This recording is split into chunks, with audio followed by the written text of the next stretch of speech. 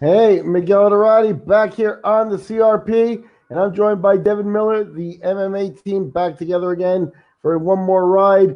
Last night saw the UFC up north in Canada. They were in Edmonton for UFC 240, the main event. Saw Max Holloway and Frankie Edgar square off for the 145-pound title. We're going to do a recap of the main fights here with Devin. Devin, what'd you think? I thought this was actually a closer fight than what I think what a lot of the reviews that I'm seeing online today. I thought that Frankie actually did a really good job of throwing off Max's timing a little bit. Max didn't get the rhythm that he normally gets, like he did against Brian Ortega and Jose Aldo. I think the real impressive thing on the end of the champion that I noticed that was the big question for me going in analyzing this fight from just a purely analytical and technical aspect was would he be able to stuff the takedowns? And I thought he did a really good job of negating the wrestling of Frankie Edgar. He did a great job of circling, getting his butt off the cage anytime that Frankie tried to press him there. And he fought a very measured, mature fight in this fight as a champion and came away with the decision. And it's definitely a hard setback for Frankie Edgar at this point in his career. This might have been his last chance, at least at 145 pounds, to really make a run for the title and get into that championship fight. I think he still has other options, like going down to 135 pounds, which he did seem definitely like the smaller man last night in that fight. But nevertheless, it was a good performance by Max Holloway. And now that we know that Max was gonna that Max won this fight and he looked great. He could go 5 rounds. The weight cut apparently really wasn't much of an issue. Now he gets to go and we get to talk about what's next for him because he's got murderer's row of young talent at 145 pounds moving forward. Yeah, I agree with you. I think, to wrap up with Frankie Edgar, Edgar's one of those guys that, has a soft spot in most old timers fans like myself's heart. And you kind of root for him and you want him to win and stuff like that. It was a little bit heartbreaking to see him fall short again. I wonder if bantamweight's in the future for him. I hate to see guys cutting, to a weight class they really haven't competed in, late in their career. Maybe it'll work out for him and stuff. He is small, but he's never fought there before, so we will see if that's what's in the works there. As for Max Holloway, Max is in a little bit of a tough spot, and as you said, a lot of that murderers row of up and comers, one, two, three, how many of these tough fights you're going to do. And none of them have that big money dollar sign written all over them. You know what I mean? He'll be the A side on all of them, and Max right now is not, one of the top draws in terms of big dollars for the UFC. At least I don't think so. Although he may have changed that. We'll see what the numbers are for this UFC 240 where he headlined, right? So we already also saw what he looks like at 155. So I think you what you have to do is you have to make a decision right now as to what his next 3 or 4 fights are going to be. And if they're going to be at 145 and he's going to defend his belt against Murderers Row, so be it. But don't ask him to go to 155 in the middle to cover for something or to do that. Let's leave him in the rotation properly and give him his spot and respect. If you move him up to 155 and then he comes back down, back and forth, you open him up to, at some point not being able to come in peak condition because you're taking your body through a grind, basically. That, as a champion, I don't think he needs to do. If you're going to move him up to 155 again, I recommend 3 or 4 fights. I don't necessarily mean entry level, but, he could fight Benil Dariush coming in, someone of that level. Benil might win that fight. He's a very tough guy, but he's not a top 5 guy, like Dustin Poirier was. And I would give him time to adjust at 155. Well, that's what they did with Poirier when Poirier moved up to lightweight. Now, granted, Poirier wasn't the featherweight champion when he made the move upward, and I think that's the big reason Max got such a big push, obviously, into like an interim title fight right off the bat at the new division. But somebody like Dustin Poirier came in, and I mean, he really had to fight his way up the ladder, up the ranks. And I totally agree with you. If Max is going to try to make that move again, into the higher weight classes. Number one, I think he's young enough that he can take some time off. Like I'm talking a year to really fill out his body, get used to training at a higher weight class, not cutting weight, really pack on some pounds to where he knows he's not going to have to worry about that last 10 pounds after 55 that I'm just guessing for him is brutal. I mean, I saw a clip of Big John McCarthy talking about when he fought Jose Aldo one of the times he fought Jose Aldo, he weighed in at 145 pounds. The next day he was 178. 33-pound jump in 24 hours. I mean, this man's cutting a lot of weight. If he was 178 pounds the day of the fight at 55, he's a big 55er. But he didn't look that way against Dustin Poirier. No, So, I think other guys are going through more extreme cuts. yeah, it makes you wonder like what's going on. But for example, like with I'm just had to pull up Dustin Poirier's record. We got fights on here from with guys like Joe Duffy, Yancy Medeiros, Diego Ferreira, Bobby Green, Jim Miller, Michael Johnson. I mean, these Yeah, are you can guys see a that progression there, and that's what I recommend. They don't need to do that to Max. Although I don't, they don't need 6 fights either to adjust with a guy of his level. But I would put him in and let him have a couple of fights with guys like I mentioned, Beneil Dariush. That's right around the same level there. Once you get to Jim Miller, maybe you've taken a step up, or a veteran of that nature. You can see, Bobby Green had a little bit of a name at one point, so you could see where Poirier took a step up once he got to the weight class after the entry level. And just like I said, Max is a guy. Don't ask Max what he wants to do. yeah, Max will fight any. So don't ask Max what he wants to do because he'll say he wants to fight at 145. He'll say he wants to fight at 155. If George St. Pierre walks in the room, Max will fight at 170. So and he also will do that for Conor McGregor, for Nick Diaz. You get on the list, Max is a soldier. He'll do what you want. But I think he would also, and his people should also appreciate if somebody were to take a more cautious approach to him, a more caring approach, so to speak, and give him time to adjust properly to the 155-pound weight class. And then I think you got a competitor there, and I think you got a fun and wide open 145-pound weight class. Yeah, I think we got that regardless because, as I mentioned, I mean, when you look at the long line of these young talent that's coming up, I mean, when you got Zabit and Volkanovski was in the crowd, and apparently he actually weighed in for this fight to be the potential backup, which that's something that I think we can talk about a little bit. That the UFC has learned from past mistakes and is now, um,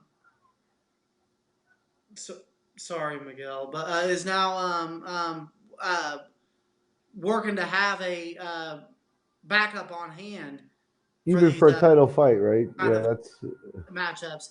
Um, but also, like, you got Volkanovski, Zabit, Yair Rodriguez is getting ready to fight. You got the Korean Zombies on a good streak. Guys got like Calvin Cater and Josh Emmett are coming up. I mean, there's a lot of potential new stars in this division for Max. And we know he's a big man, but we don't really have any indication that he's struggling at this weight class right now. When we look at Brian Ortega fight, he made the weight and looked spectacular, and he looked really good last night and went 5 hard rounds with a very tough fighter. So, at this yeah. point, I hate to beat a dead horse, but with a little bit of a history of neurological problems that he's had, I always worry about, just cut an extra 10 pounds like it's nothing. It really is more than nothing, and should be taken a little more seriously with the back and forth. Like I said, I don't think it's a situation where you should ask the fighter what he wants to do because it becomes something where from there, they're going to probably try and grab as many fights, as many paychecks as they can. So they'll always say yes, so to speak. And Max Holloway is cut from that cloth. So, if he's going to say yes to cut and fight and weight and stuff like that, that doesn't necessarily mean that he can do it and that he can do it safely. So you have to be careful for that. Moving on down the card as we get into the co-feature. The co-feature saw Christiane Justino, the former 145-pound ladies champion, return to take on undefeated Felicia Spencer. We actually picked Spencer in this fight. There was a lot of intangibles heading in there. And I'm not sure Justino answered every question I have, but What'd you think? She at least, she won the fight and managed it pretty well to the point where, can we say Cyborg's back? I mean, she looked very good last night. I did go out on a limb and pick the two big upsets. I picked Frankie and I picked Felicia. And just looking at how these fights play out, I don't feel like on either one of them I'm like, oh well, that was a stupid pick to pick because Felicia Spencer, I thought looked very good early in this fight. She came out, she split Cyborg with a nice, really like lunging in Superman elbow, landed a nice right elbow over the top split. Cyborg's forehead was really taking Cyborg's best shots in that first round. Was struggling to get her to the ground the same way Frankie was struggling to take Max down, but nevertheless, in that second round, Cyborg did look like she was breathing heavy, like she was starting to fade a little bit. She had a lot of blood in her face. Felicia was grinding her against the cage, Randy Couture style. And then she tries this technique where she kind of did the same thing to Megan Anderson, where she kind of pulls guard and then just kind of just trust in her scrambling ability to end up on top, and it really cost her in this fight. And when she did that this time, Cyborg ended up on top, and the whole momentum of the fight changed. Everything just literally changed from that moment on, and it was Cyborg's fight. It looked like instantly she got her second win, and that at that point it was just a done deal for Felicia Spencer at that point. But she still hung very tough. Really, what she showed by going for that technique when it really wasn't necessary was that she just is inexperienced, and it was just a bad decision at the wrong time that cost her big time because it ended up throwing away the round, and then the third round came out and Cyborg had found her confidence and really just started picking Felicia apart. So I think with some years, Felicia showed some promise. She couldn't get Cyborg down though, which was surprising because Felicia's a really good wrestler, and she struggled very hard to get her to the mat. Well, I mean, with Cyborg, what worries me about when I said that there were a few questions you didn't have answered, when she's at her best, she's wiping people out. Now maybe Felicia is that good, and that's fine if really she's going to be one of those people that can hang in there and stuff like that. But we didn't see Cyborg have another wipeout performance like we've been accustomed to, from Cyborg way back now. So that's number one. Number two is she was, Dana White has expressed that he he wants to move towards Amanda and Cyborg too. And Cyborg was like, no, no, no. And, how was that no? Was that no, no way? Or was that no, I want to get a fight first and then I want to try that again, but I'll fight her again? It sounded more like a hard no, like, no, I don't want to go through that again. So, I don't know where, I don't know what's going to happen with her in a fight where, she did go through the adversity of the cut, and she thanked the opponent afterwards for the cut and stuff like that. So maybe, she's going to be able to move on from the Amanda loss. But again, she's going to be somebody that's short on opponents. She's going to be somebody that, the UFC, Amanda's short on opponents, and, the fight's relatively compelling still. So I see the UFC is going to want to push for that anyway. We'll see if she's ready for it or wants to try her hand at Amanda Nunes again. Heading on down the card, we have real quick. Go ahead. I did see that Chris Cyborg was wearing a Nunes Cyborg 2 T-shirt in the back afterwards, and this was for January 2020, and I think that's a possibility. Okay, and that would be terrific. He should definitely probably push yeah. for. I mean, I just hope that fight's best if Cyborg really wants it, or if Cyborg feels like she's taking it but she doesn't think she can win again. I'd rather not see it. But if she really wants it, she's hungry and she's going to prepare for it. Like, oh, I got to beat this girl. Then they have a great fight for January. So that's all you can ask for. I don't know. We'll see how Cyborg comes in for that fight if that does happen. This fight, like I said, she answered the call. She got adversity. She didn't wipe out her opponent like we're used to and stuff. So I would favor Amanda heading into the rematch. Heading down the card, we had Nico Price return. We recently saw him uh, have a nice knockout win, made us look smart here on the CRP. This time he ran into Jeff Neal. Jeff Neal has a head of steam in his little UFC career so far. He's undefeated, and now he's up to 4-0 as he TKO'd Nico Price. How'd you see this one? I think Jeff Neal's a superstar. This was the last of the last of the fights that we previewed. We only previewed the top three, and these are the top three fights that really stuck out on this card that I feel like are going to be a big takeaways that came from this card. I think Jeff Neal is somebody that will be ranked at welterweight eventually. He's on a good run right now since the Contender Series. Nico Price fought with the same type of tenacity and intensity that he normally does.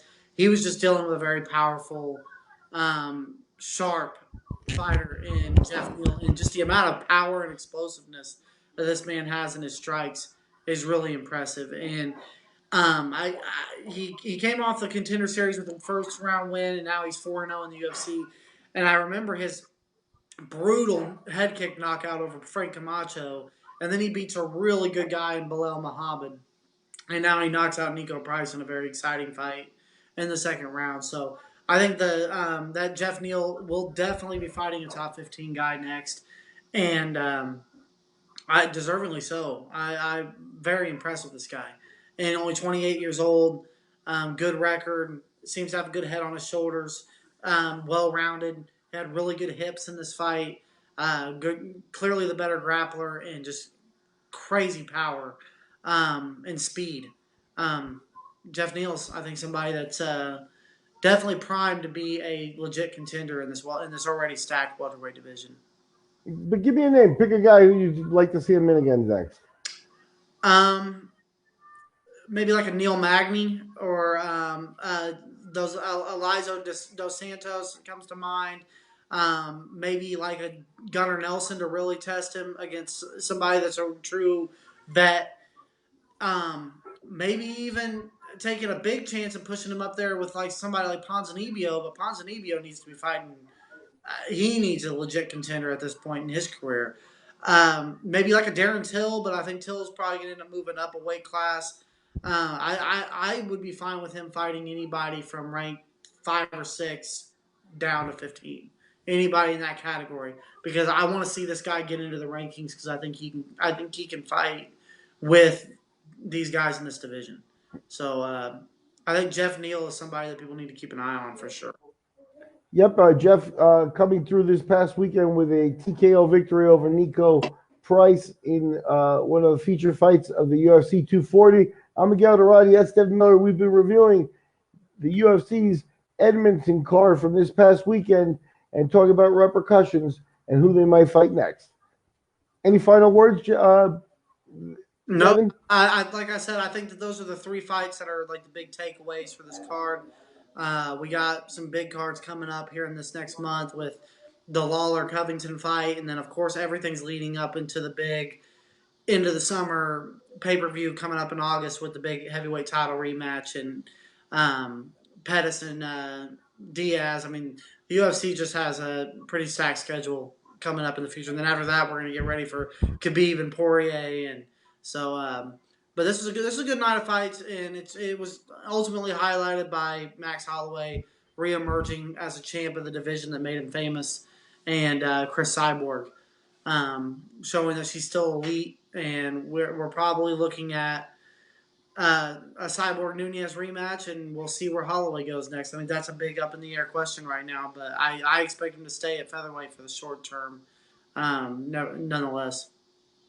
And we've been talking UFC 240 as two fighters, Max Holloway and Christiane Cyborg Justino, both coming off of title fight losses, bouncing back with big wins. I'm Miguel Dorati, and that's Devin Miller. We've been wrapping up UFC 240.